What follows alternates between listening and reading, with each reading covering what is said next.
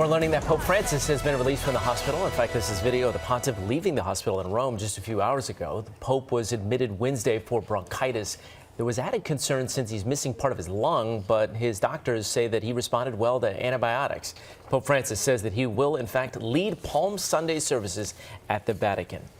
Now to the latest on the indictment of former President Trump. Preparations continue this weekend as Trump prepares to return to Manhattan for his arraignment. Sources telling ABC News that the former president is expected to travel from his home in Mar-a-Lago in Florida to New York on Monday. Then he's set to appear in court on Tuesday on charges stemming from a hush money payment made to adult film star Stormy Daniels.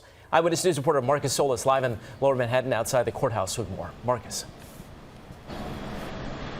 And Mike, as they gear up for possible protest here on Center Street, already the courthouse surrounded by barricades, unprecedented security for what is an unprecedented event in legal history. Now, the former president has reportedly huddled up with his lawyers in Mar-a-Lago preparing his defense. The indictment here in New York City is still under seal, but sources tell ABC News there are roughly 24 charges, including felonies, related to that $130,000 payment to Stormy Daniels back in 2016.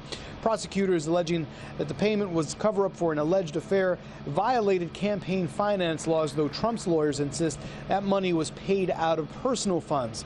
Now, this, of course, marks the first time a former U.S. president will be facing criminal charges. His lawyer describing his reaction to the indictment by that grand jury. It was shocked because this actually is coming to fruition. I was always hoping that rule of law would have prevailed, George, but in my opinion, and I don't say this with pride or pleasure, in my 32 years as a lawyer, both as a prosecutor and defense attorney, I feel like the rule of law died yesterday in this country, and it's not something that I'm happy about. So again, the timeline, the former president expected to arrive in New York tomorrow, on Monday night, stay overnight at Trump Tower, and then that arraignment is expected to take place on Tuesday.